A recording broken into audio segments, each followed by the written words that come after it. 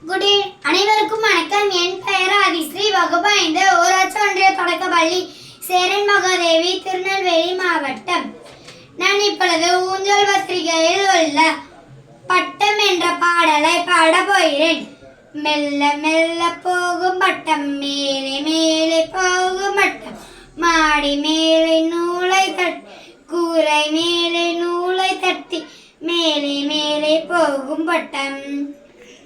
இரண்டாவது பாட்டு. பாடுக பாட்டு. பறவைகள் போல கைகள் அசைப்போம் பாட்டு. பாடுக பாட்டு, பாடுக பாட்டு. வலமும் இரண்டும் இடமும் கைகள் அசைப்போம். பாடுக பாட்டு, பாடுக பாட்டு. மேலும் கீழும் கைகள் அசைப்போம். பாடுக பாட்டு, பாடுக பாட்டு.